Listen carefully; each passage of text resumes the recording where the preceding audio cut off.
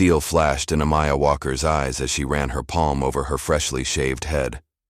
The laughter of Brett Carson and his cronies still rang in her ears, along with the sickening sound of scissors hacking through her hair. "Welcome to Westbridge," they'd sneered, leaving her humiliated on the locker room floor. Now, in the garage-turned-war room, Amaya watched her father, retired Navy SEAL Lieutenant Commander Elijah Walker, pin photos to a tactical board. "They chose the wrong target," he said quietly, his voice carrying the weight of missions in territories most Americans couldn't find on a map. Westbridge Prep had rules. The elite stayed on top, outsiders knew their place, and no one challenged the status quo. But Amaya and her father played by different rules. She fingered the military dog tags around her neck and nodded. Brett Carson thought he'd broken her spirit. Instead, he'd activated 16 years of combat training and a warrior's resolve that would bring his entire kingdom crashing down. Just before we get back to it, I'd love to know where you're watching from today, and if you're enjoying these stories, make sure you're subscribed, because tomorrow's special episode is one you definitely don't want to miss. The modest two-story house on Maple Street stood out among its neighbors, not because of its appearance, but because of who now lived inside. The moving truck had barely pulled away when 16-year-old Amaya Walker stepped onto the porch, taking in the pristine lawns and identical mailboxes of Westbridge Estates. "So this is suburbia," Amaya said, tucking a strand of her long, natural hair behind her ear. "It's quiet." Behind her, Lieutenant Commander Elijah Walker set down a heavy box labeled kitchen and joined his daughter. His broad shoulders and military posture contrasted with the softness in his eyes when he looked at Amaya. "Too quiet for you?" he asked, the corner of his mouth lifting slightly. Amaya shrugged. "Just different. I'm used to hearing the ocean." Their previous home near the naval base had been their anchor for years. But after Elijah's retirement and the death of his wife, Amaya's mother, during his last mission abroad, they needed a fresh start. Westbridge, with its highly rated schools and low crime rate, seemed perfect on paper. "You'll adjust," Elijah said, squeezing her shoulder. "We both will." The next morning, Amaya stood in front of Westbridge Preparatory Academy, an imposing brick building with ivy-covered walls and a history dating back to 1892, according to the plaque near the entrance. Students streamed past her, some casting curious glances her way, others pretending not to notice her at all. Taking a deep breath, Amaya walked through the front doors. The hallways were a blur of activity, students at lockers, teachers hurrying to classrooms, maintenance staff mopping floors. As she made her way to the administration office, Amaya couldn't help but notice the whispers that followed her. "Is she new? I heard her dad's military or something. Diversity scholarship probably." Amaya kept her head high, remembering her father's words from that morning. "Remember who you are, Amaya. A Walker never shows weakness." In the principal's office, Mrs. Harrison, a thin woman with platinum blonde hair pulled into a severe bun, handed Amaya her schedule. "Westbridge Prep has a proud tradition of excellence," Mrs. Harrison said, her smile not quite reaching her eyes. "We expect all our students to uphold that tradition." "Yes, ma'am," Amaya replied, meeting the principal's gaze steadily. Mrs. Harrison's eyebrows rose slightly. "Your father's military background shows in your manners. That's refreshing." Amaya's first classes passed in a haze of introductions and curious stares. By lunchtime, she had yet to make any real connections. She found an empty table in the cafeteria and unpacked the lunch her father had prepared, a habit he'd maintained since her elementary school days. As she ate, Amaya observed the social landscape around her. The tables seemed segregated by invisible boundaries. Athletes here, drama kids there, honor students in the corner. And at the center of it all was a table of students who radiated confidence and privilege. A tall boy with sandy blonde hair sat at the head of that table, his arm draped casually around a pretty girl with straight copper hair. He caught Amaya looking and smirked, whispering something to his friends that made them laugh. "That's Brett Carson," said a voice beside Amaya. A girl with curly brown hair and kind eyes slid into the seat across from her. "I'm Grace, by the way," Grace Thompson. Amaya Walker, Amaya replied, grateful for the friendly face. Brett's dad is the mayor, Grace explained. And Brett's the quarterback, so he basically owns the school. Or thinks he does anyway.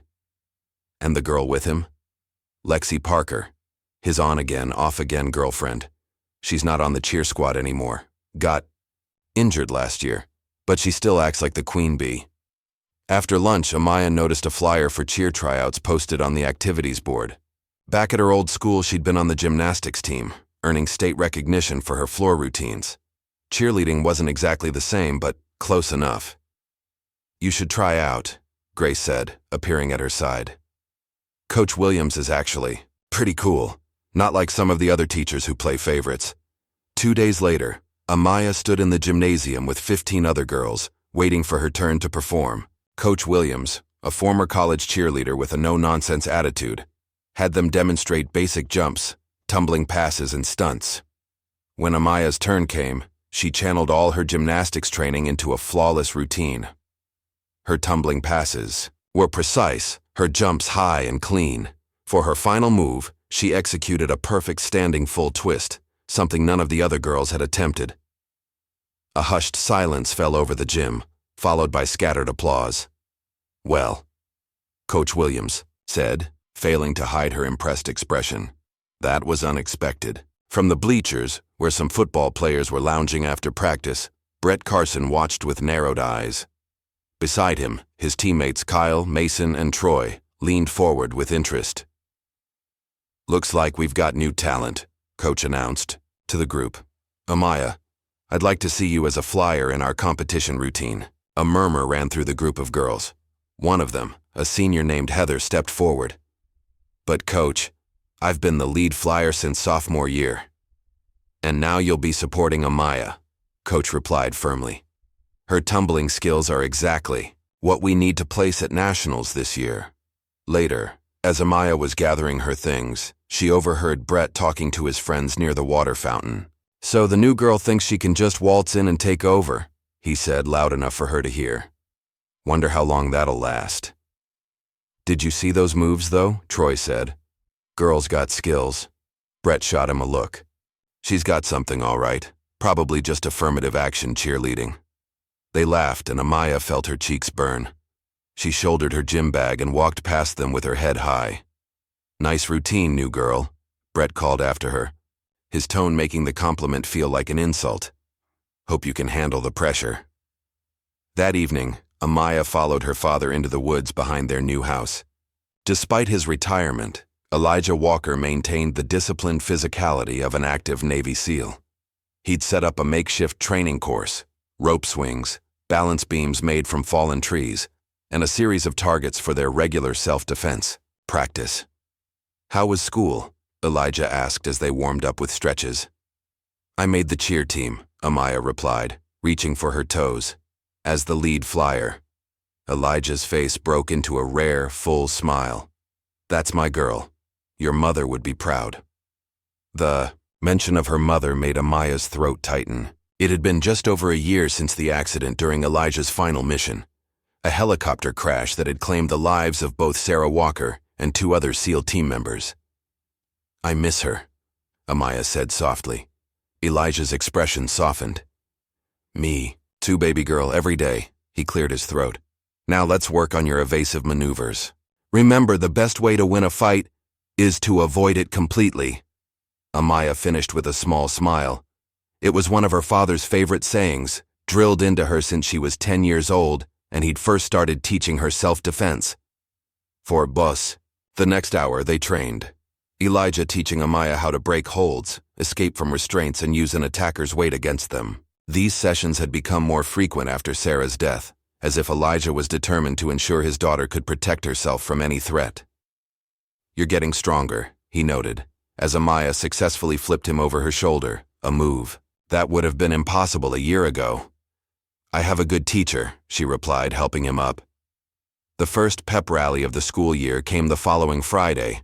The gymnasium was packed with students, teachers, and parents, all dressed in Westbridge's colors of navy and gold. The cheerleaders performed their routine, with Amaya executing flawless aerials and being tossed higher than any flyer before her.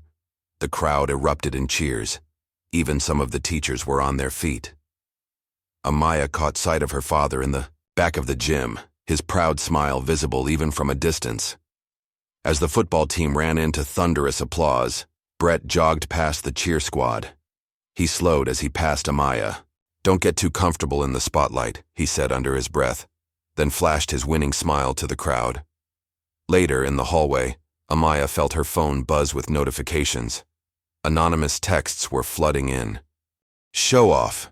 Who does she think she is? Charity case. Go back where you came from."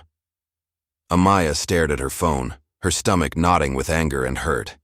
As she rounded the corner, she nearly collided with Grace. "Hey, I was looking for you," Grace said, then noticed Amaya's expression. "What's wrong?" Wordlessly, Amaya showed her the texts. Grace's face fell. "I'm so sorry. This happens sometimes, when someone new shakes things up." "By someone new, you mean someone black?" Amaya said flatly. Grace had the decency to look ashamed. "It's not right. Not everyone thinks that way, I promise. But enough." "Do," Amaya replied, putting her phone away. "And the rest just watch." That night, Amaya sat on the back porch, watching as her father cleaned his service pistol, a ritual he performed every Friday night, more out of habit than necessity now. "Dad," she said hesitantly, "how did you deal with it? In the Navy, I mean. Being one of the few Black SEALs." Elijah's hand stilled. "Who's giving you trouble?" "Just some kids at school, anonymous texts." She showed him her phone. Elijah's jaw tightened as he read the messages. For a moment, Amaya saw a flash of the warrior her father had been, still was, underneath the calm exterior he maintained. "Listen to me," he said, setting the gun aside. "People fear what they don't understand, and sometimes that fear makes them cruel." He took her hand. "But you are a walker. You come from a long line of people who refuse to break, no matter what life threw at them." He went inside and returned with a small box. From it, he removed a set of dog tags. "These were mine from my first deployment," he said, placing them around her neck. "When things get tough, remember, they fear what they don't understand. Let's make sure they never figure." "You out," Amaya clutched the tags. "I won't let them win." "I know you won't," Elijah said with a fierce pride in his eyes. Across town, in the basement of the Carson family's sprawling colonial home, Brett was holding court with his friends. Empty beer cans littered the coffee table, and music played, softly in the background. "She's making us look bad," Brett was saying, his words slightly slurred. "Coach is acting like she's the second coming of cheerleading Jesus or something." "She is pretty good," Kyle admitted, earning a glare from Brett. "That's not the point," Brett snapped. "She needs to learn her place." Troy, the most volatile of the group, leaned forward. "So what are we going to do about it?" Brett's mouth curved into a smile that didn't reach his eyes. "I've got some ideas. Let's remind her whose turf this is." The others exchanged glances, Mason looking uncomfortable, Kyle uncertain, Troy eager, but none of them challenged Brett. They never did. 2 weeks after making the cheer squad, Amaya was staying late after practice to work on a new tumbling pass. The gym was nearly empty. Coach Williams had stepped out to take a phone call, and most of the other cheerleaders had left. Marina, a quiet junior who rarely spoke during practice, was the only other girl still there, organizing the equipment closet. Outside, the fall afternoon was fading into evening, casting long shadows through the high windows of the gymnasium. Amaya was mid-backflip when the gym doors banged open. Brett sauntered in, followed by Troy, Kyle, and Mason. They were still, in their football practice gear, grass stains on their knees. "Well, look who's still here," Brett called out, his voice echoing in the empty space. "The star of Westbridge Prep." Amaya landed her flip and straightened, her guard immediately up.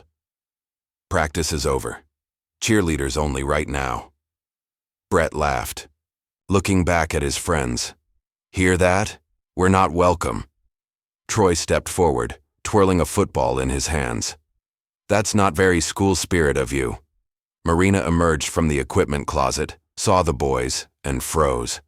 Her eyes darted nervously. Between them and Amaya, "Hey, Marina," Mason called out, his tone softer than the others. "Coach wants to see Amaya in his office. We said we'd let her know." Marina hesitated, clearly uncomfortable. "I didn't hear anything about that." "Just got the message," Kyle added, smoothly. "Something about the routine for the game tomorrow." Amaya looked skeptically at the boys, then at Marina. "Where's Coach Williams?" "Phone call," Marina said. "She's been gone about 10 minutes. Brett stepped closer to Amaya, his smile all charm now. "Look, Coach is in a hurry. He sent us to get you. The boys' locker room has been converted to an office space this week during renovations. Didn't you get the memo?" Amaya didn't believe him for a second, but she also didn't want to appear intimidated. "Fine, I'll go check." "Marina, you can head out," Brett added. "We'll make sure Amaya finds her way." Marina looked torn, her eyes meeting Amaya's briefly before she nodded. "Okay. See you tomorrow, Amaya." As Marina gathered her things and left, Amaya felt a flicker of unease, but she squared her shoulders and followed Brett toward the locker rooms, maintaining a careful distance. "So, new girl," Brett said as they walked. "How are you liking Westbridge so far?" "It's fine," Amaya replied curtly. "Just fine. With the way everyone's fawning over you, I'd think you'd be loving it." They reached the boys' locker room. Brett pushed the door open and gestured for her to enter. Amaya hesitated at the threshold. "Ladies first," Brett said with a mocking bow. "I'm not going in there," Amaya said firmly. "If Coach wants to see me, he can find me in the gym." Brett's friendly facade dropped. "Don't be difficult. We're just trying to help." Amaya turned to leave, but Troy and Kyle had moved to block her path. The hallway was empty, the sounds of the school distant and muffled. "Move," Amaya said, her voice steady despite the fear beginning to creep up her spine. Instead, Troy grabbed her arm. Instinctively, Amaya twisted, breaking his grip just as her father had taught her. But before she could escape, Brett seized her from behind, pinning her arms. "Let go of me," she shouted, struggling against his hold. "Not yet," Brett said, his voice now cold. "First, we need to have a chat about respect and tradition." Kyle and Mason moved to the doors, standing guard. Troy grabbed Amaya's legs as Brett wrestled her into the locker room. Despite her training, 2 against 1 left her, at a disadvantage, especially when caught by surprise. Inside, the locker room smelled of sweat and industrial cleaner. Brett forced Amaya onto a bench, keeping her pinned while Troy held her legs. Mason stood nervously by the door, looking like he wanted to be anywhere else. "What are you doing?" Amaya demanded, still fighting against their hold. Kyle approached, pulling something from his pocket. The overhead lights gleamed off the metal surface of a pair of scissors. Amaya's eyes widened. "Don't you dare." "Your hair's too distracting during routines," Brett said with mock concern. "We're just helping you with a little makeover." "The team voted," Troy added with a cruel smile. "This is a Westbridge tradition for new members who need to learn their place." Amaya knew it was a lie. She'd seen no evidence of such a tradition with any other cheerleader. This was targeted. This was personal. "Let me go, or I swear." "You'll what?" Brett interrupted. "Tell Daddy? Go ahead. By then, it'll be too late." Kyle stepped forward with the scissors. Amaya thrashed wildly, but Brett and Troy held her firmly. With rough hacking motions, Kyle began to cut chunks of her hair. Amaya screamed, the sound echoing off the tile walls. "No one can hear you," Brett whispered, "and no one would believe you anyway." Long, beautiful sections of Amaya's natural hair fell to the floor. Tears streamed down her face, not of sadness but of pure rage. Through her tears, she noticed Mason filming with his phone, his expression a mixture of reluctance and twisted fascination. "For the yearbook," Brett explained, seeing her notice. "Special memories section." When they finished, Amaya's hair was a chopped, uneven mess.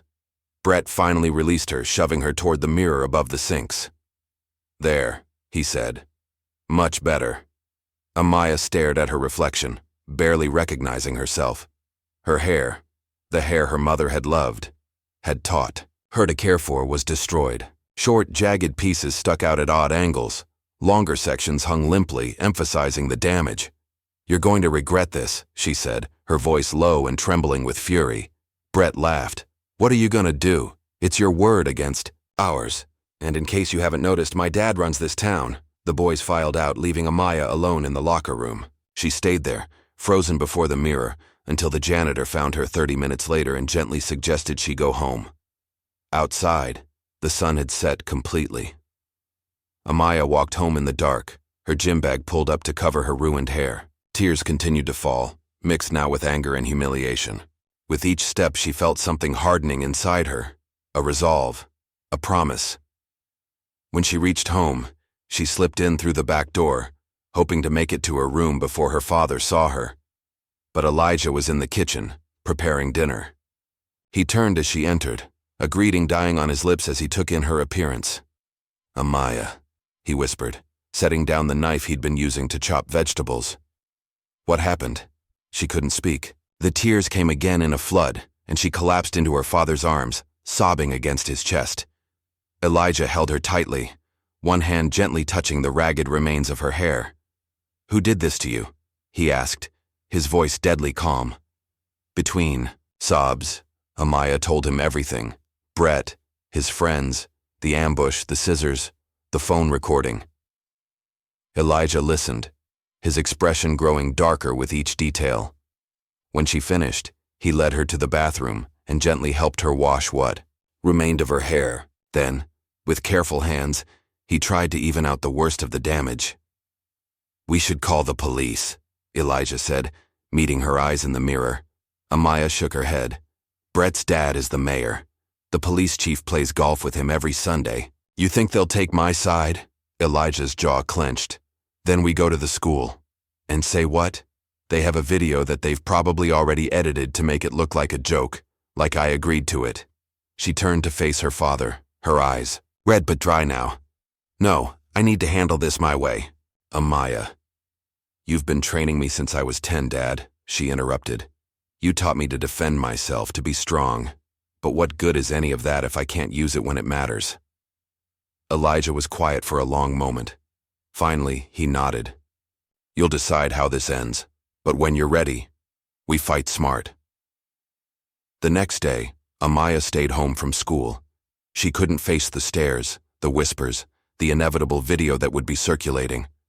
Instead, she sat in her bedroom, staring at her phone as notifications flooded in. A Snapchat video was making the rounds, her screaming in the locker room, but with the sound distorted to make it seem like she was laughing. The caption read, "New girl's initiation, welcome to Westbridge." Texts from unknown numbers continued to pour in. "Nice haircut. Guess you're not so special now. Go back to where you came from, psycho." One text, however, stood out. It was from Grace. "I heard what happened. This isn't right, I'm so sorry." Amaya didn't respond to any of them. Instead, she called Coach Williams. "Amaya," the coach answered, concern evident in her voice.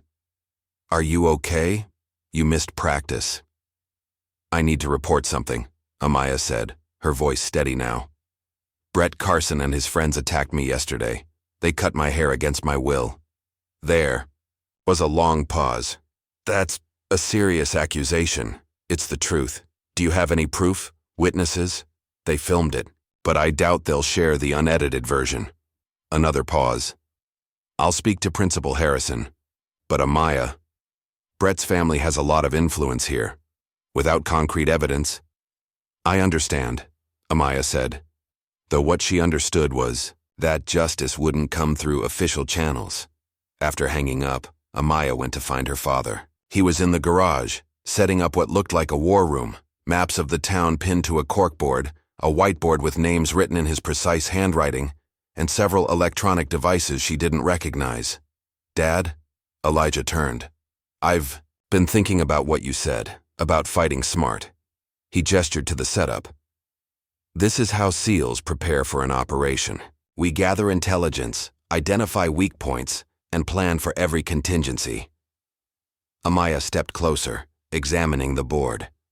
Brett's name was at the top, with Kyle, Troy, and Mason branching off from it. Below them were other names, teachers, school board members, the principal. "What is all this?" "The battlefield," Elijah replied. You can't win a war if you don't know the terrain or the enemy. For the first time since the attack, Amaya felt a spark of hope. Teach me. Elijah's expression was grim but determined. First. Lesson: in war you need evidence, documentation, proof. He pulled out a small device from a box labeled surveillance. This, he said, is how we start. That evening, Elijah shared a memory from his SEAL days, a mission where bad intelligence had nearly cost his entire unit their lives. We trusted the wrong source, he explained as they sat on the back porch. Almost walked into an ambush because we didn't verify the information ourselves. What did you do? Amaya asked. We set up our own surveillance, gathered our own intel, and when we finally moved in, we knew exactly what we were walking into. He looked at her seriously. That's what you need to do. Observe, document, wait for them to make mistakes, because they will. The next day was Saturday. Amaya stood in front of her bathroom mirror, studying what remained of her hair. No amount of styling could salvage it. Making a decision, she picked up her father's electric razor. By Sunday night, Amaya had a plan. With Elijah's help, she'd created a detailed map of the school, identifying security camera blind spots and potential locations for their own surveillance devices.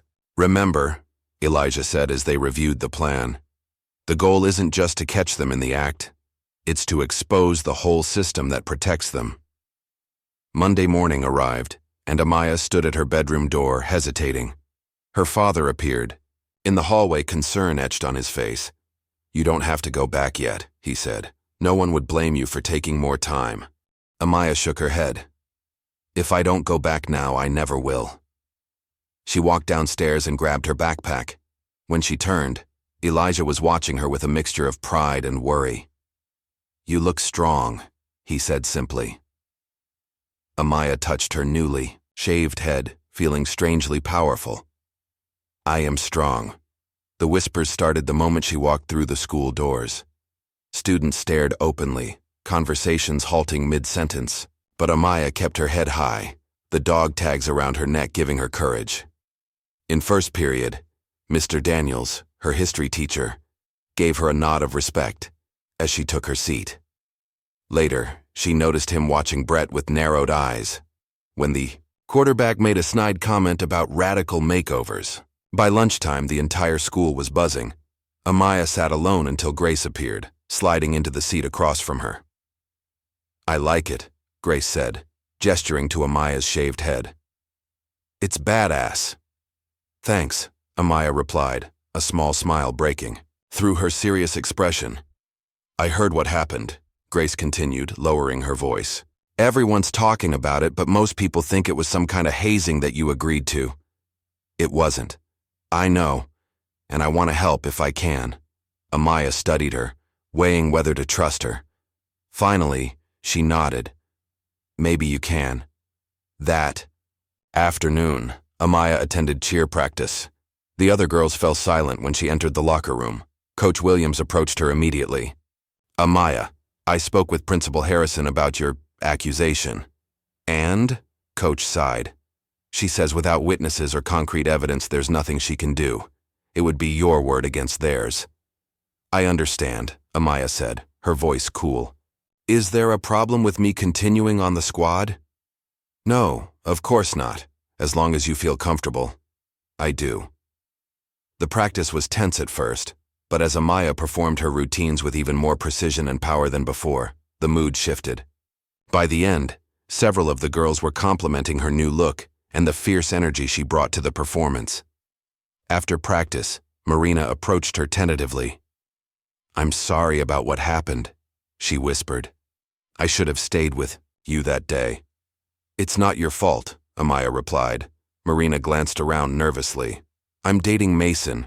He told me what they did. He feels terrible, but not terrible enough to come forward. Marina looked away. He's afraid of Brett. We all are. Amaya touched the dog tags around her neck. Not me. Not anymore. That Friday, at the pep rally, Amaya performed with a new intensity. Her tumbling passes were flawless, her stunts breathtaking. The crowd roared with approval, drowning out the few jeers from Brett's loyal supporters. As she finished the routine, Amaya locked eyes with Brett in the front row of the bleachers. His smirk had been replaced by a scowl of disbelief. "This isn't over," he mouthed at her. Amaya allowed herself a small smile. "I know," she mouthed back. But what Brett didn't know was that the game had changed, and this time, Amaya was making the rules. In the stands, Elijah watched with fierce pride as his daughter transformed her pain into power. He knew the road ahead would be difficult, but he also knew Amaya was ready. The battle had just begun. The Sunday after the pep rally, Amaya and her father sat at the kitchen table surrounded by small devices that looked like tiny cameras and microphones. "These are surveillance units," Elijah explained, showing her how to activate them. "Military grade, but modified for civilian use. They're motion activated and can record up to 12 hours of footage." Amaya picked one up, examining the nearly invisible lens. "And these are legal?" "In public spaces, yes," Elijah said. "The locker rooms are trickier. We'll need to be careful about placement there. Hallways are fair game." They spent the afternoon planning what Elijah called Operation Reveal Them. By nightfall, they had mapped out the school's layout, identifying optimal locations for their surveillance. "Remember," Elijah said as they prepared for bed, "this isn't just about catching them doing something wrong. It's about exposing the pattern, showing that this wasn't an isolated incident." The next morning, Amaya arrived at school early, her backpack containing 3 of the tiny cameras. She moved with purpose, slipping one device into a vent near Brett's locker, another behind a trophy case in the main hallway, and the third, after carefully checking for witnesses, on a high shelf in the boys' locker room entrance. As she finished placing the final camera, a voice behind her made her jump. "What are you doing?" Amaya spun around to find Marina watching her with curious eyes. "Nothing," Amaya said quickly, adjusting her backpack. "Just looking for something I dropped." Marina didn't seem convinced. She glanced at the shelf, then back at Amaya. "I saw what they did to you," she said quietly.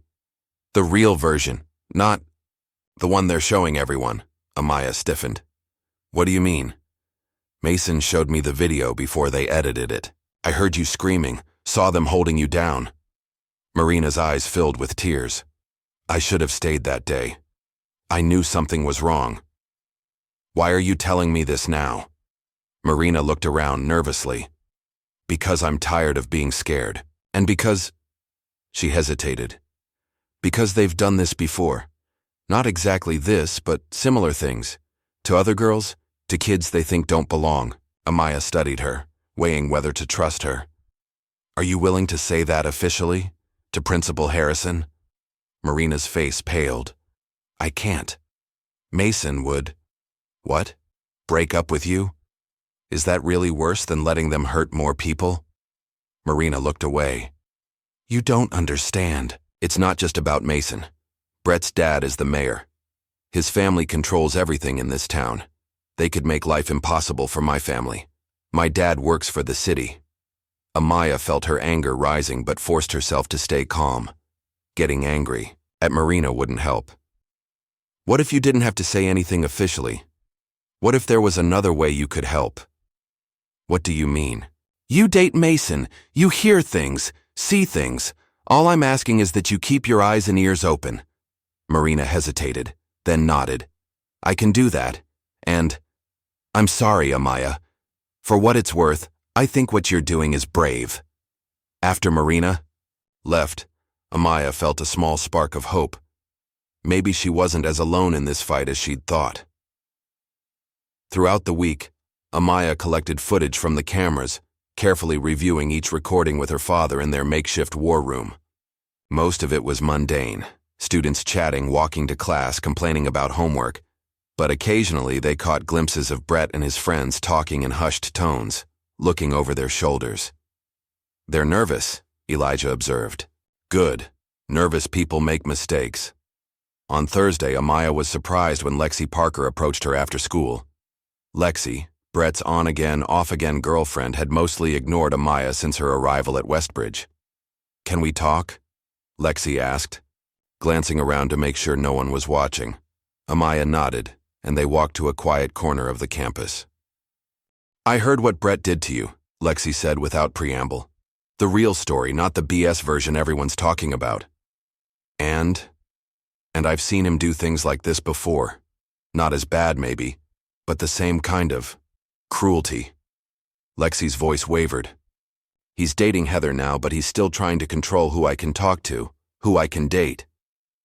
Why are you telling me this? Lexi pulled out her phone. Because I have something you might want. From last year. Brett and his friends trashing the special education classroom after hours. They thought it was hilarious to mess up the students' projects.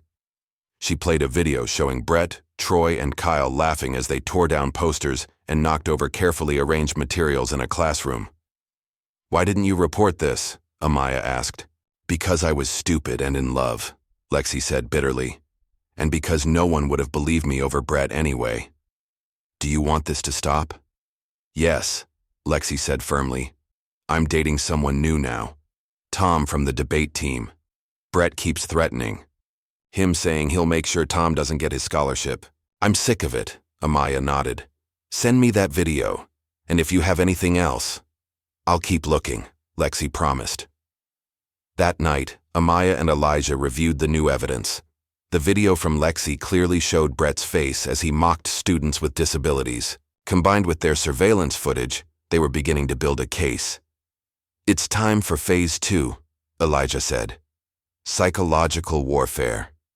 The next day, Brett and his friends each found anonymous notes in their lockers. Each contained a blurred still from the surveillance footage with a simple message. I know what you did.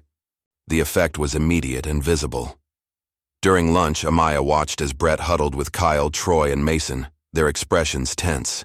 They kept looking around, as if trying to identify who might be watching them.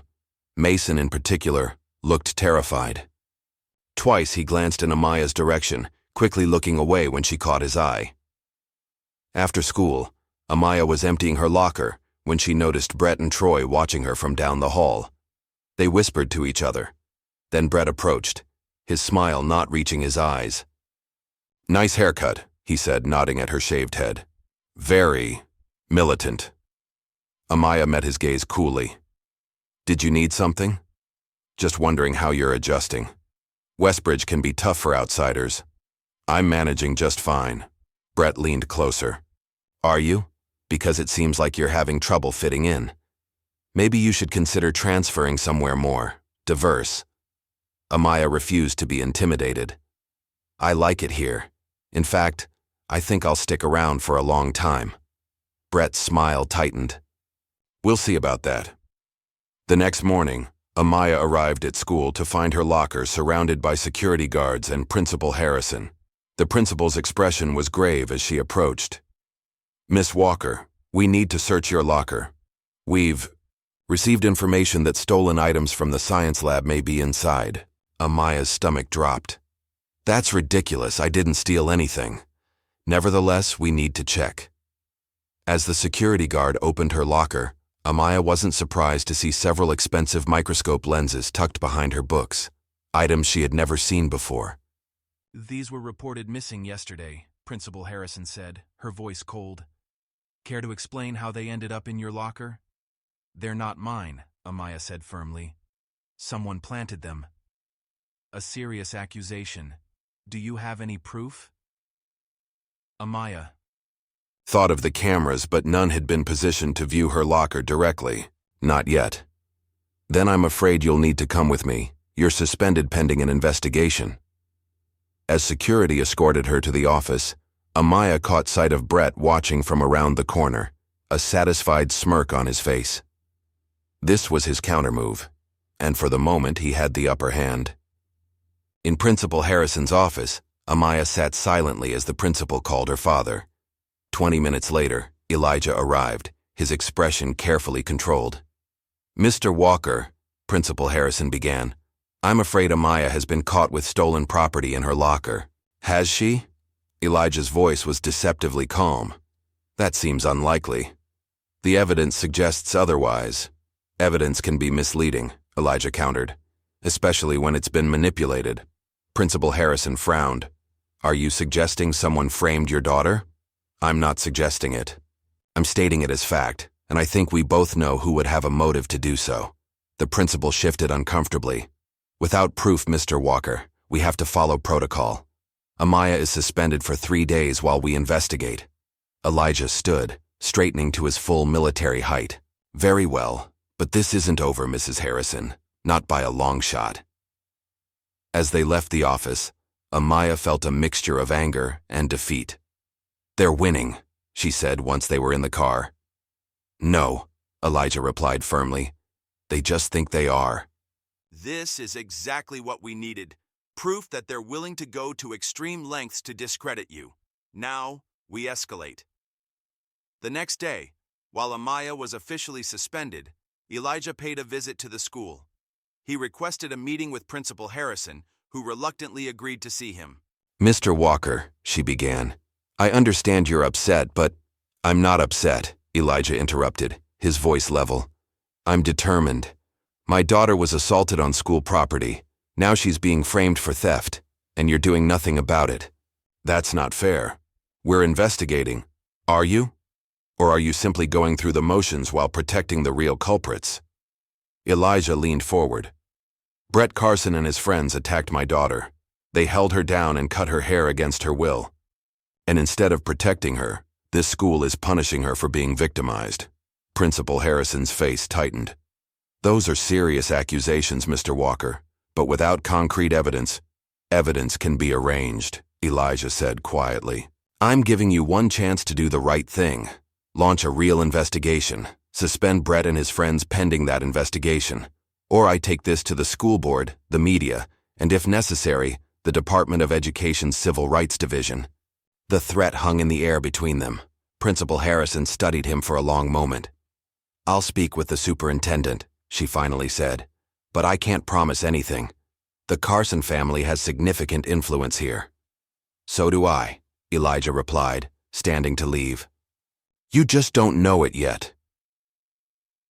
As Elijah was leaving the school, he was surprised to be approached by Mr. Daniels, Amaya's history teacher. Mr. Walker, do you have a moment? They walked to Mr. Daniels' classroom, which was empty during the lunch period. I want you to know, Mr. Daniels said once they were alone, that I believe your daughter, and I have something that might help.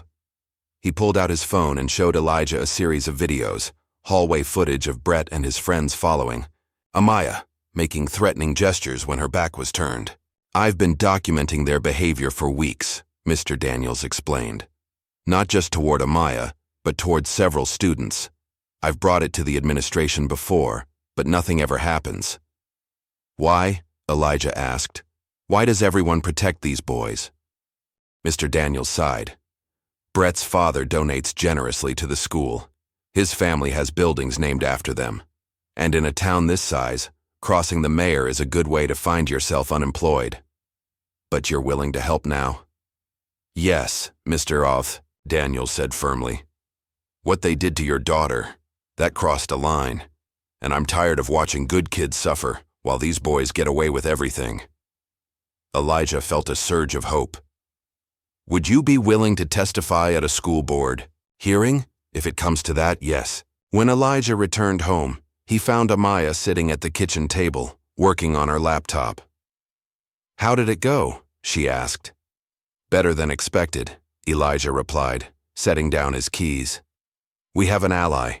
Your history teacher, Mr. Daniels. Amaya's eyes widened. Really? What did he say? As Elijah explained, Amaya's expression shifted from surprise to determination. So, we're not alone. We never were, Elijah said. The problem is getting people to speak up. Fear is a powerful silencer. Then we need to be louder, Amaya said, turning her laptop to show him what she'd been working on. A carefully edited video montage of their surveillance footage, combined with Lexi's video and screenshots of the anonymous texts she'd received. This is good, Elijah said, reviewing the footage. But we need more. Something definitive that links Brett directly to both the hair-cutting incident and the locker setup. That evening, as they were discussing next steps, there was a knock at the door. Elijah answered to find an unexpected visitor. Mayor Richard Carson, Brett's father. Lieutenant Commander Walker, the mayor said with a politician's smile. I thought it was time we met, neighbor to neighbor. Elijah's expression remained neutral as he invited the mayor inside. Richard Carson was a tall man with the same sandy hair as his son, though his was graying at the temples. He carried himself with the entitled confidence of someone unaccustomed to hearing the word no. I understand there's been some unpleasantness between our children, the mayor began once they were seated in the living room. That's one way to put it, Elijah replied coolly. Boys will be boys, you know. High school pranks get out of hand sometimes. What happened to my daughter wasn't a prank, Mayor Carson, it was assault. The mayor's smile tightened. That's a serious allegation, one that could be damaging to all involved if it were made publicly. Is that a threat? Not at all. Just an observation. The mayor leaned forward. I'm here to offer a solution. The school is prepared to rescind Amaya's suspension. In return, we all agree to put this unfortunate incident behind us. And Brett faces no consequences. My son has already been disciplined privately, the mayor said smoothly. I assure you the message has been received. Elijah studied the man across from him, recognizing the tactics. He'd seen similar approaches from corrupt officials in war zones, offering compromises that protected the powerful. I appreciate your visit, Elijah said carefully. But I think you misunderstand the situation. This isn't going away with a handshake and a wink. The mayor's facade of friendliness dropped. Let me be clear, Walker. My family has been in this town for generations. We've built it, funded it, led it. You've been here, what, a month? You don't want to make enemies here. I've faced worse enemies than small-town politicians, Elijah replied, standing. If I come for your son, Mayor Carson, I won't miss. The mayor stood as well, his face flushed with anger. That sounds remarkably like a threat, Commander. Just an observation, Elijah said, echoing the mayor's earlier words. After the mayor left, Amaya emerged from the hallway where she'd been listening. That was intense. That was informative, Elijah corrected. Now we know they're worried, and we know how far they'll go to protect Brett. What do we do now? We move forward with the plan. But carefully. The mayor just showed his hand. He'll use his influence to shut this down if he can. The next day, Amaya's suspension was indeed rescinded, though no explanation was offered. She returned to school to find things had shifted slightly. Students watched her with a mixture of curiosity and newfound respect. The story of her confrontation with Brett and his friends had spread, growing with each telling. During lunch, Grace slid into the seat across from her. Everyone's talking about you standing up to Brett, she said. It's kind of amazing. I haven't done anything yet, Amaya replied. But you will, Grace said with certainty. And I want to help. After school, Amaya met with Marina in the library. I need to know everything you've heard, she said quietly. Anything about Brett's plans, anything about what they're saying, about me. Marina glanced around nervously before speaking. They're scared, she whispered. Mason says Brett is worried about the notes. They don't know who sent them, or what evidence you have. What about the locker setup? Was that Brett's idea? Marina nodded. Troy suggested it. Brett executed it. Kyle was the lookout. Mason... She looked down. Mason knew about it but didn't participate. He told me after. And he still won't come. Forward? He's terrified of Brett. We all are. Amaya felt a flicker of frustration. Why? What does Brett have on everyone? It's not what he has on us. It's what his family can do. Mayor Carson has fired people for crossing him before.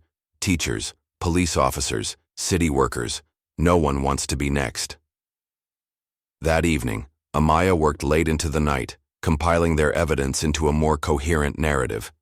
The surveillance footage, the testimonies from Lexi and Marina, Mr. Daniels's videos. It was building into something substantial. When she finally went to bed, Amaya felt a sense of progress. The tide was beginning to turn. The breakthrough came, unexpectedly. Kevin Wells, a quiet junior known for his computer skills, approached Amaya after chemistry class. "I heard you're gathering evidence against Brett," he said, his voice low. "I might have something you'd be interested in." Amaya regarded him warily. "What kind of something?" "A private chat, Signal app. Brett and his friends plus some other elite students. They call it the Legacy Group." "How do you know about it?" Kevin looked embarrassed. I may have found a way to access Troy's phone remotely when he asked me to fix his laptop. He wasn't exactly careful with his passwords. Is that legal? Technically? No. But neither is what they did to you." Amaya considered this. "What's in this chat?" "Everything. Videos of hazing rituals, screenshots of test answers they've stolen, plans for parties where they spike drinks, and..." Kevin hesitated. "Conversations about you. Before and after the hair incident." Amaya's heart raced. "Can you show me?" Kevin nodded. "Not here. Meet me at the public library after school. Computer lab." That afternoon, Amaya sat next to Kevin as he logged into a laptop with multiple privacy shields running. "I downloaded everything," he explained. "It goes back over a year." What Kevin showed her made Amaya's blood run cold. The Legacy Group chat wasn't just a few boys being cruel. It was a coordinated network of Westbridge's elite students sharing racist, sexist, and violent content. They discussed bribing teachers for grades, blackmailing students who threatened to report them, and putting people in their place. And there, in text messages dated the day before her attack, was the smoking gun. "Brett. New girl needs to learn her lesson, tomorrow after practice." "Troy. What are we thinking?" "Brett. That hair of hers. Too proud of it. Let's fix that." "Kyle. Seriously? That's hardcore." "Brett. Trust me, no one will believe her. We'll just say it was a welcome prank that she agreed to." "Mason. I don't know, man." "Brett. Don't chicken out now. Either you're with us or against us." Kevin scrolled through more recent messages showing Brett planning the locker setup, complete with details on how they'd stolen the microscope lenses and planted them. "This is..." Amaya couldn't find the words. "Criminal," Kevin finished for her. "Multiple counts, assault, theft, conspiracy." "Why are you showing me this? Why help me?" Kevin's expression darkened. "They hazed my little brother last year. Freshman. Initiation. Locked him in a storage closet overnight. He was so traumatized he transferred schools. No one believed us when we reported it." Amaya studied the chat logs, her mind racing. "Can I get copies of all this?" "Already done," Kevin said, handing her a USB drive. "But be careful. If they find out I gave you this..." "They won't," Amaya promised. "Thank you, Kevin." That night, Amaya showed everything to her father. Elijah reviewed the chat logs with growing anger. "This is it," he said finally. "This is what we needed." "But Amaya..." He looked at her seriously. "If you use this, they'll come after you hard. The mayor, the school, Brett and his friends, they'll all see you as a threat to their way of life." Amaya touched the dog tags around her neck, thinking of her mother, of all the people who had been silenced by fear. "Then let them," she said firmly. The next day at school, Amaya noticed a shift in Lexi's behavior. Usually confident and outspoken, Brett's ex-girlfriend was quiet, withdrawn. After their last class, Amaya found Lexi alone in the bathroom, crying. "What happened?" Amaya asked. Lexi looked up, her eyes red and swollen. "I went to a party last night. Brett was there with Heather. He saw me talking to Tom and just lost it. Started saying horrible things, pushed Tom against a wall." "Did he hurt you?" Lexi hesitated, then pulled up her sleeve to reveal finger-shaped bruises on her arm. "He grabbed me when I tried to intervene. Said if I didn't control myself, he'd make sure everyone saw some photos he has from when we were dating." Amaya felt a surge of anger. "That's blackmail." "That's Brett," Lexi said bitterly. "I ended up drinking too much, trying to forget. Tom took me home. My parents are furious. Lexi, this has to stop. Brett needs to face consequences. How? No one stands up to him. I am, Amaya said, and I could use your help. Would you be willing to testify about what he did? Not just to me, but to you too? Lexi looked terrified at the thought. I can't. Those photos. What if you could do it anonymously at first, just a written statement? After a moment, Lexi nodded slowly. I could do that. But Brett can never know it was me. He won't, Amaya promised, though she wasn't entirely sure she could keep that promise. Later that day, Amaya found a folded piece of paper in her locker. Inside was a photo of her and her father through the window of their house, taken at night. Beneath it, written in block letters, "Back off or else." A chill ran down Amaya's spine. She quickly folded the paper and put it in her pocket, looking around the hallway. No one seemed to be watching her, but the message was clear. They were escalating. When she got home, Amaya showed the threat to her father. Elijah's expression darkened as he studied the photo. They're watching the house, he said grimly. Time to upgrade our security. That night, Elijah installed motion sensor lights around the perimeter of their home and set up small cameras at key points. He also checked his gun safe, making sure his service pistol was secure but accessible if needed. I don't want you walking home alone anymore, he told Amaya. I'll pick you up after practice. Dad, I can't live in fear. It's not fear. It's tactics, he corrected. Never give your opponent an easy target. The next day, Grace introduced Amaya to someone unexpected, a former Westbridge student named James who had been expelled 2 years earlier. James has information, Grace explained as they met in a coffee shop off campus. James, a thin young man with nervous eyes, glanced around before speaking. Brett and his crew got me kicked out, he said quietly. I caught them cheating on the SATs, paid someone to take the test for them. When I threatened to report them, they planted drugs in my car. And you were expelled, Amaya guessed. James nodded. No one believed me. Brett's dad made sure of that. But I kept records, texts, emails, even a recording of Brett threatening me. Why didn't you take it to the police? I tried. The chief is Mayor Carson's golf buddy. My complaint mysteriously disappeared. James pulled out a flash drive. But I still have everything. Maybe it can help you where it couldn't help me. As Amaya built her case, more allies emerged. Grace agreed to testify about the bullying she'd witnessed.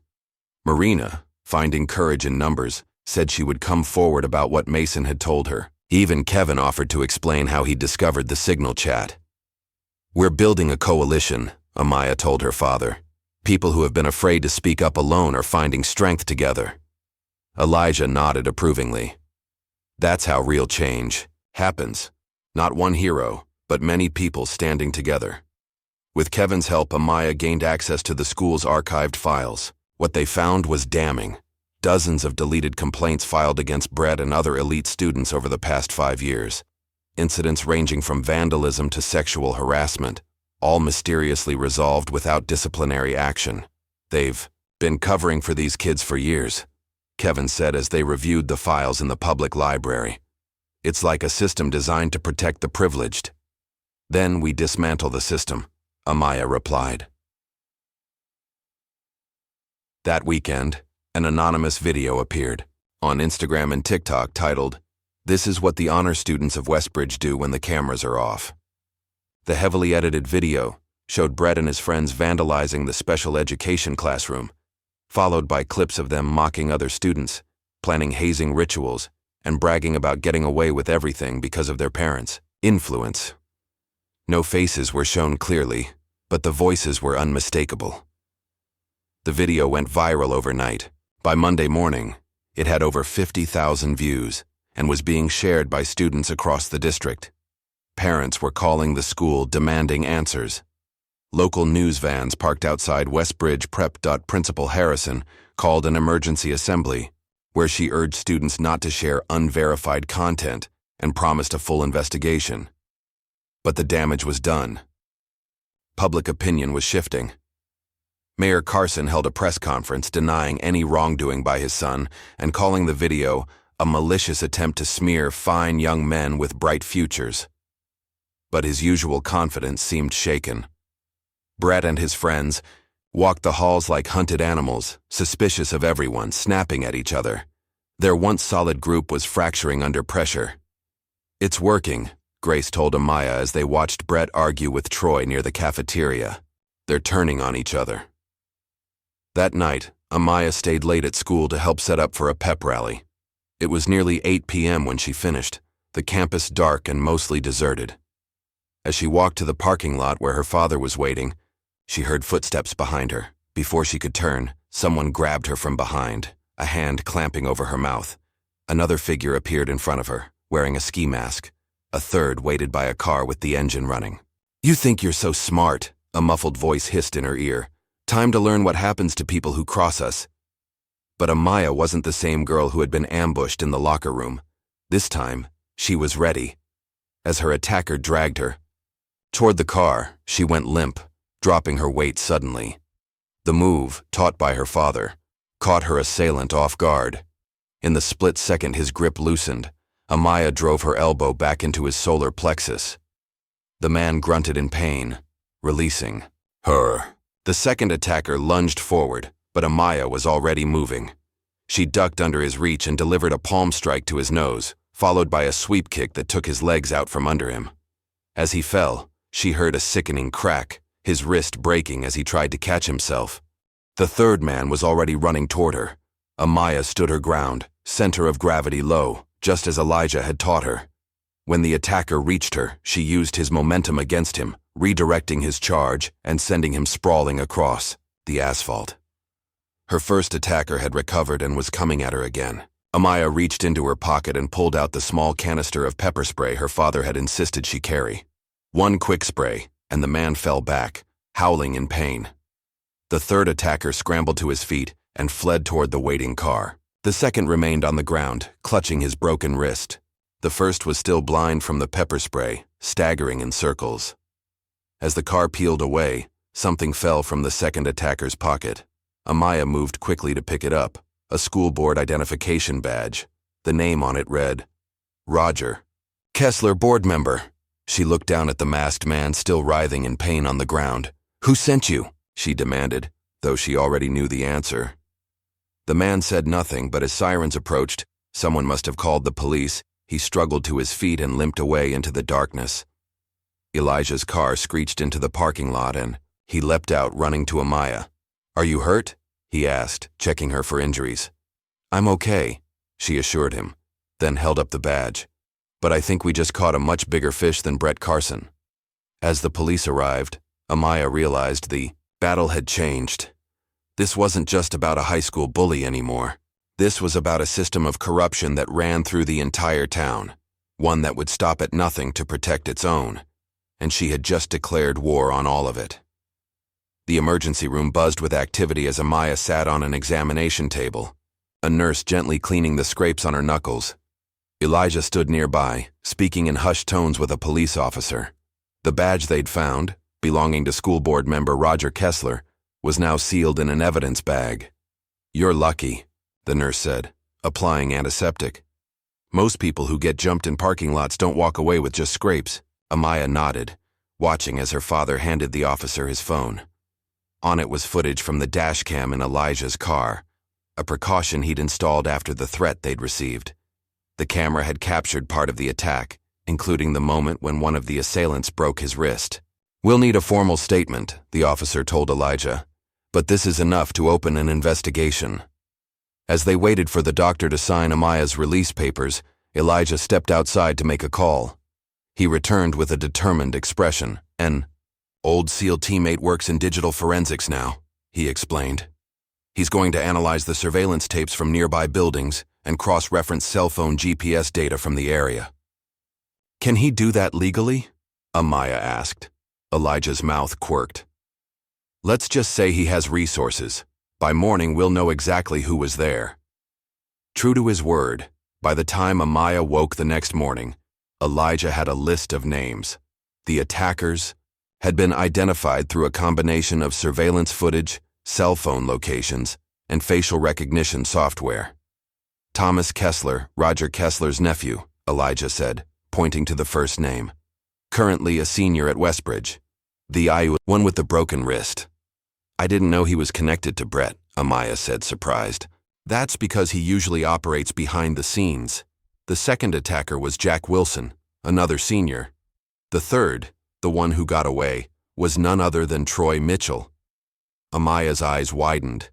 Brett's friend. So this was definitely connected. Without question, and there's more. Roger Kessler's badge was used to access the school at 7:30 p.m., right before the attack, but according to his official schedule, he was at a fundraising dinner across town, so someone stole his badge. Or he loaned it to them, Elijah suggested. Either way, it connects the school board directly to the attack. Before they could discuss further, Amaya's phone exploded with notifications. Videos of the parking lot fight had appeared on multiple social media platforms overnight. Someone had captured the entire confrontation on their phone from a nearby window. The headlines were unmistakable. Student cheerleader fends off attackers. School ties suspected. Navy SEAL's daughter uses combat training to defeat assailants. Westbridge Prep scandal. Deepen's board member's nephew identified in attack. The video showed Amaya clearly defending herself against the masked attackers. Comments flooded in, most supporting Amaya and condemning the violence against her. Local news stations were requesting interviews. Parents were demanding an emergency school board meeting. This changes everything, Elijah said, scanning the coverage. Now it's not just our word against theirs. The whole community is watching. Principal Harrison called that afternoon, her voice strained. There will be an emergency school board meeting tomorrow evening, she informed them. Your presence is requested. We'll be there, Elijah assured her. With all our evidence. The next day, Amaya returned to school to find the atmosphere dramatically changed. Students moved aside as she walked the halls, some whispering, others offering supportive nods or words of encouragement. The video had transformed her overnight from victim to symbol of resistance. Even more surprising was the reaction from the cheer squad. Coach Williams pulled Amaya aside before first period. I owe you an apology, the coach said, her usual brusque manner softened by genuine regret. I should have done more when you first reported what Brett and his friends did to you. Why didn't you? Amaya asked directly. Coach Williams sighed. Fear. Complacency. I've been here 15 years and seen how the system works. It was easier to look the other way. She straightened her shoulders. But that ends now. The team and I will be. At the board meeting tonight, you have our support. Throughout the day, more students approached Amaya, some to apologize for not believing her, others to share their own stories of intimidation by Brett and his circle. The dam of silence had finally broken. Brett was noticeably absent, as were Troy and several other members of their group. Marina found Amaya at lunch to explain. Thomas Kessler is in the hospital, she said quietly. Brett and Troy are being questioned by police. Mason told me the mayor is trying to keep it quiet, but it's not working. That evening, the school auditorium was packed for the emergency board meeting. Rows of seats were filled with students, parents, teachers, and community members. Local news cameras lined the back wall. At the front, the school board members sat behind a long table, their expressions grave. Roger Kessler's seat was conspicuously empty. When Amaya and Elijah entered, a hush fell over the crowd, followed by a wave of whispers. They took their seats in the front row, directly facing the board. Behind them, Amaya sensed rather than saw the support gathering, Coach Williams and the cheer squad, Mr. Daniels, Grace, Kevin, and dozens of other students she barely knew. The board president, a stern woman named Dr. Patricia Reynolds, called the meeting to order. We are here to address serious allegations of student misconduct and potential administrative negligence, she began. These are troubling times for our school community. Mayor Carson was allowed to speak first. In his tailored suit and practiced smile, he projected confidence, but Amaya noticed the strain around his eyes. What we have here is a regrettable series of misunderstandings, he said smoothly. Pranks that went too far, perhaps, but being blown out of proportion by social media and outside agitators. Murmurs of dissent rippled through the crowd. Dr. Reynolds silenced them with a raised hand. "Ms. Walker," she said, turning to Amaya, "you have requested time to present your perspective. The floor is yours." Amaya stood, feeling all eyes on her. She had prepared for this moment, rehearsing with her father, but now that it was here, her mouth felt dry. She touched the dog tags around her neck and took a deep breath. 3 months ago, I moved to Westbridge with my father after his retirement. "From the Navy SEALs," she began. "Since then, I've been systematically targeted, harassed, and ultimately assaulted, first by Brett Carson and his friends, who cut my hair against my will, and then by masked attackers in the school parking lot." Her voice gained strength as she continued, detailing the escalating pattern of bullying, the school's failure to intervene, and the evidence they had gathered. When she mentioned the school board badge found at the scene of the attack, gasps echoed through the auditorium. "But this isn't just about me," Amaya said, her gaze sweeping the room. "This is about a system that has protected certain students at the expense of everyone else. A system that values donations over dignity, influence over integrity." She nodded to Kevin, who activated a laptop connected to the auditorium's projection system. On the screen appeared a carefully edited compilation of evidence, surveillance footage, screenshots from the Legacy group chat, testimony from other students. Finally, Amaya played an audio clip that silenced the room completely. Brett's voice, crystal clear, laughing about the hair-cutting incident. She screamed like we were killing her. It was just hair. Not my fault if she can't take a joke. Another clip followed. "We own this school. My dad owns this town. No one's going to believe some random black girl over us." The auditorium erupted. Parents shouted questions at the board. Dr. Reynolds banged her gavel repeatedly, trying to restore order. Through the chaos, Amaya remained standing, her expression resolute. When order was finally restored, Dr. Reynolds spoke, her voice tight with controlled anger. "In light of this evidence, the board will take immediate action. Brett Carson, Troy Mitchell, Kyle Bennett, and Thomas Kessler are suspended pending a full investigation. Additionally, Roger Kessler is temporarily removed from his board duties, while his potential involvement is examined." Mayor Carson leapt to his feet. "This is outrageous. You can't suspend my son based on edited videos and hearsay." "With all due respect, Mayor," Dr. Reynolds replied coldly, "we absolutely can. And if the police investigation confirms what we've seen here tonight, suspension will be the least of his concerns." As the meeting continued, more students came forward, sharing stories of intimidation and cover-ups. Parents demanded answers about deleted complaints and ignored reports. Teachers spoke of pressure to change grades for certain students. By the end of the night, it was clear that the carefully maintained facade of Westbridge Prep had cracked beyond repair. As people filed out, many stopped to thank Amaya or offer words of support. "You did it," Grace said, hugging her. "You actually did it." But Amaya knew this was just the beginning. The system wouldn't change overnight, and those with power wouldn't surrender it easily. Still, for the first time since moving to Westbridge, she felt something that had been missing: hope.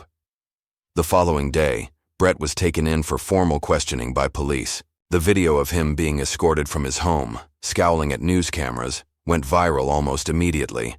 His father's influence couldn't shield him from the growing evidence or public scrutiny. In a shocking development, Brett's composure cracked during questioning.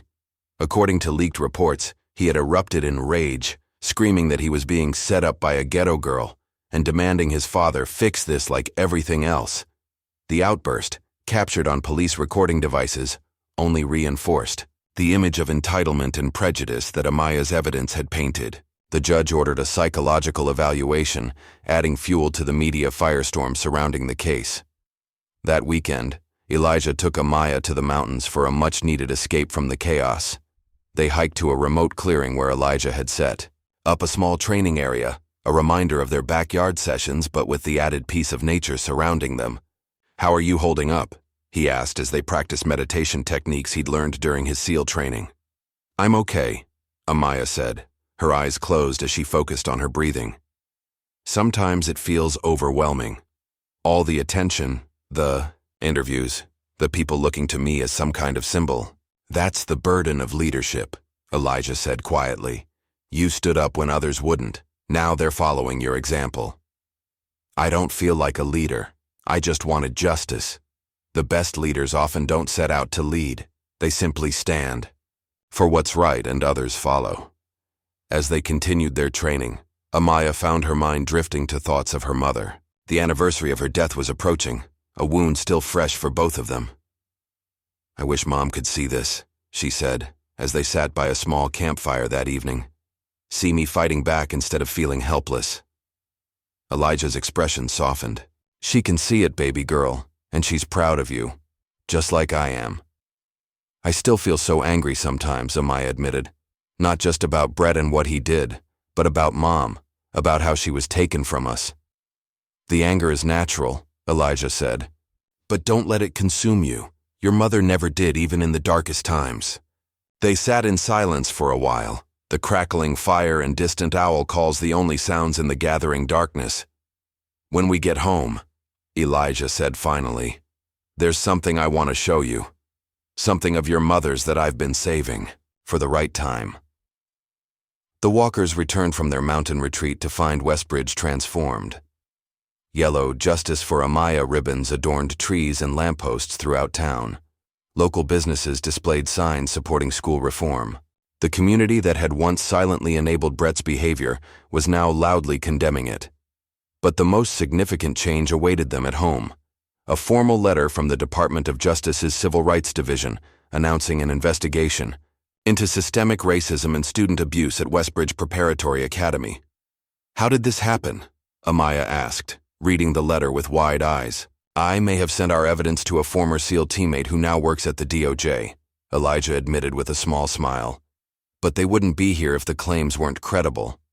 The following week, federal investigators arrived at the school.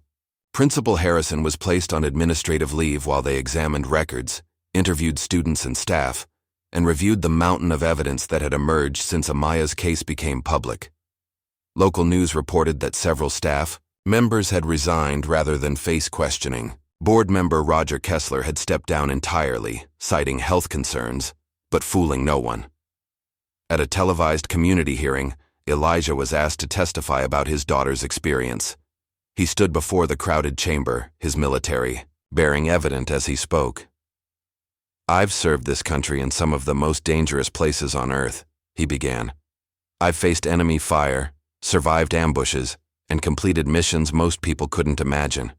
But nothing prepared me for the helplessness of watching my daughter suffer while those in power looked the other way. The room was silent as he continued, describing the systematic failure of the school and town leadership to protect not just Amaya, but countless other students who had been victimized over the years. If we can face war zones to protect America's future, he concluded, his voice ringing with conviction, we sure as hell can face a school board to protect our children. The applause was deafening. Even hardened reporters wiped away tears. Amaya, watching from the front row, had never been prouder to be Elijah Walker's daughter. Marina's testimony came next, hesitant at first, then increasingly confident as she detailed what she knew about Brett's actions and Mason's involvement. I was afraid, she admitted. We all were. Brett and his friends made it clear what happened to people who crossed them. She paused, gathering courage. But I'm more afraid of what happens if we stay silent, if we let this continue. After the hearing, Marina approached Amaya in the hallway. Mason wants to talk to you, she said. He's ready to come forward about everything. Mason's testimony proved crucial. As Brett's former friend, he provided insider details about the Legacy Group's activities, including evidence that Brett had stolen tests, blackmailed teachers, and orchestrated systematic harassment of students he viewed as threats or outsiders. I'm not proud of what I did, or what I didn't do, Mason said, his voice shaking. But I want to make it right. With Mason's cooperation, other members of Brett's inner circle began to break ranks. Kyle admitted to his role in the haircutting incident, claiming he'd been afraid of becoming a target himself if he refused. Several athletes came forward with stories of hazing rituals they'd been forced to participate in, or risk losing their positions on teams. The cascade of revelations led to a special town hall meeting where Amaya was invited to speak. The auditorium was even more packed than it had been for the school board meeting, with television cameras broadcasting the event live across the region. Amaya stood at the podium, taking in the sea of faces, many supportive, some curious, a few still hostile. She thought of how far she'd come from that first day at Westbridge, afraid but determined not to show it. When Brett Carson and his friends attacked me, she began, they thought they were erasing me, putting me in my place, teaching me a lesson. She touched her now growing hair, the short crop a reminder of what she'd endured. Instead, they sharpened me. They made me into the weapon that would ultimately expose them. The crowd listened in rapt silence as she described not just her own experience, but the larger system of privilege and protection that had enabled such behavior for generations. This isn't just about holding a few boys accountable, she said. It's about dismantling the structures that taught them they were untouchable in the first place.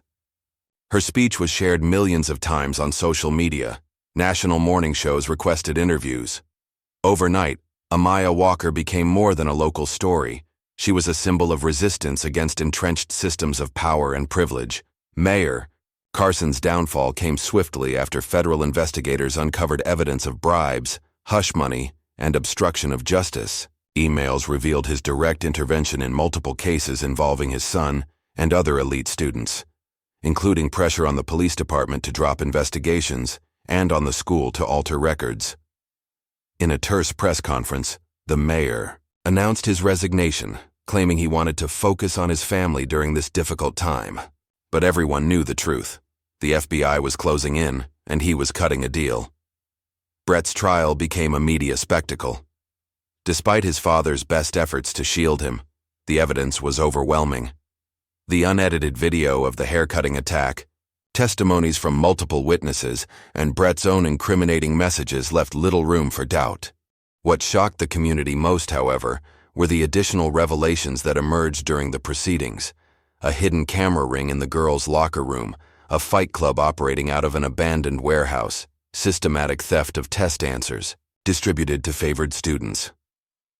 When the judge announced the verdict, guilty on all counts, Brett's carefully maintained facade finally shattered completely. He screamed obscenities as officers led him away, his final words to Amaya a chilling promise. "This isn't over." But for all practical purposes, it was. Brett was sentenced to 18 months in juvenile detention, with additional community service and mandatory counseling. Troy and Kyle received lesser sentences but similar requirements. Thomas Kessler faced separate charges for the parking lot attack. The school underwent a complete leadership overhaul. Principal Harrison resigned, rather, than faced termination. The school board was dissolved and reconstituted with strict new ethics guidelines. Most significantly, a new principal was appointed, Dr. Sophia Washington, a woman of color with a background in restorative justice and a zero-tolerance policy for bullying. Throughout the tumult, Amaya maintained her position on the cheer squad. Coach Williams, one of the few staff members to keep her job, had become a fierce advocate for change within the athletic department. As the state cheerleading championships approached, Amaya threw herself into practice, finding solace in the discipline and teamwork required. The squad, now free from Brett's toxic influence, rallied around her with genuine support. The night before the competition, Elijah finally showed Amaya what he'd mentioned during their mountain retreat, a letter from her mother, written shortly before her death and sealed in an envelope marked, "For Amaya, when she needs it most." With trembling hands, Amaya opened it, recognizing her mother's elegant handwriting. "My dearest Amaya, if you're reading this, it means you're facing something that's testing your strength and spirit. Your father and I always knew you would face challenges, some because of who you are, others because of a world that isn't always kind or fair.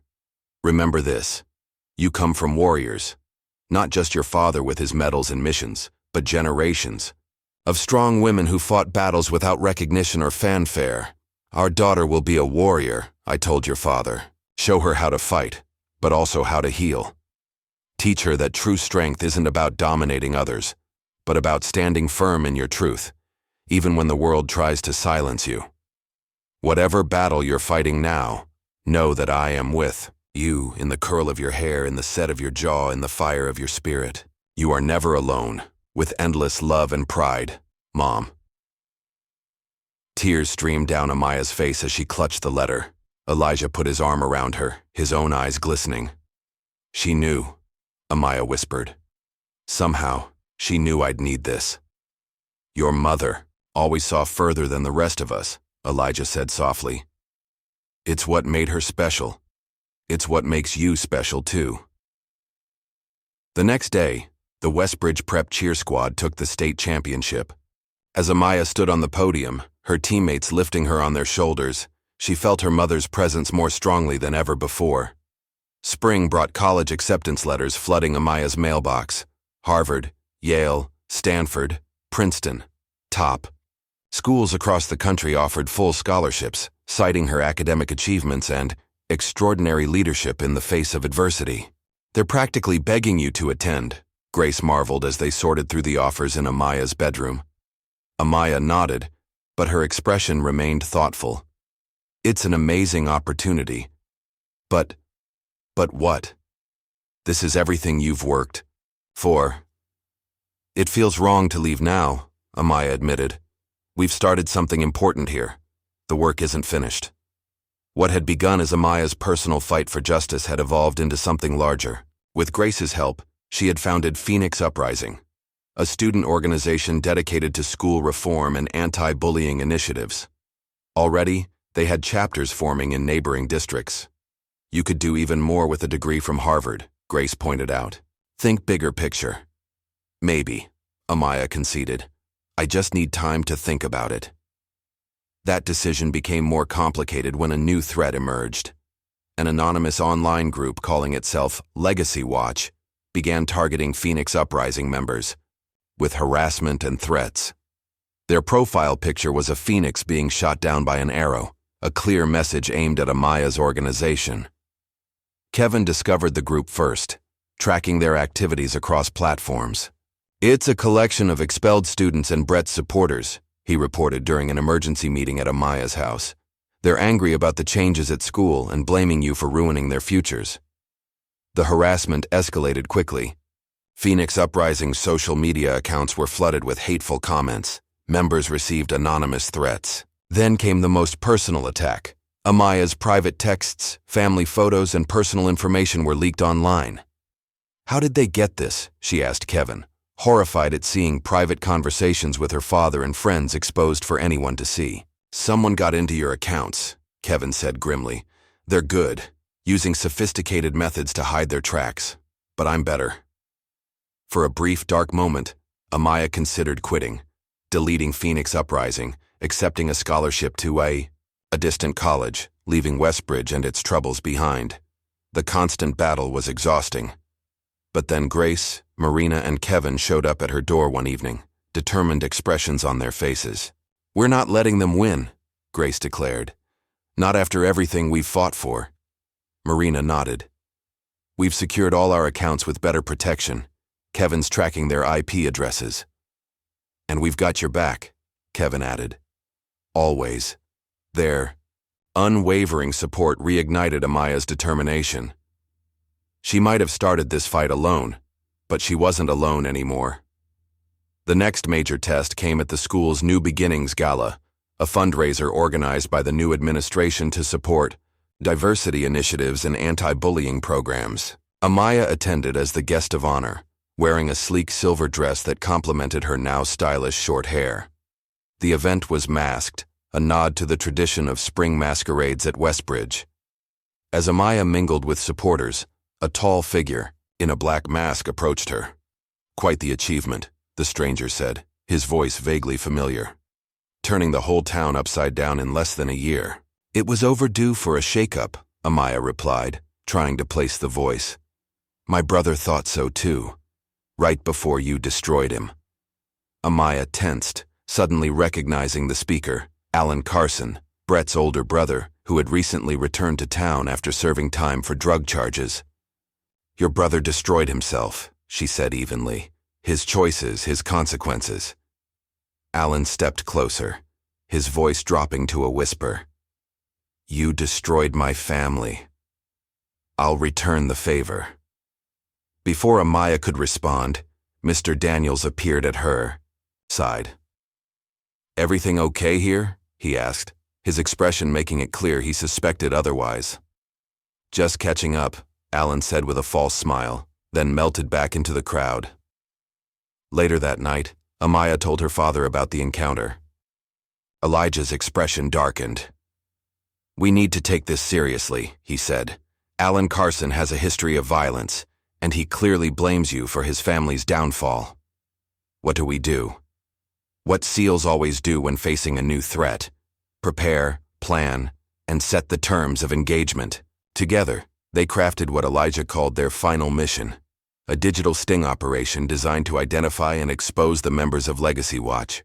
With Kevin's technical expertise, they created decoy accounts and planted false information that only someone monitoring Amaya's communications would find. The trap worked perfectly. Within days, they had identified multiple members of Legacy Watch, including Alan Carson as the ringleader. More surprisingly, they discovered that Roger Kessler, the former board member, had been funding the group's activities. When they took their evidence to the FBI agents still investigating corruption in Westbridge, the response was swift.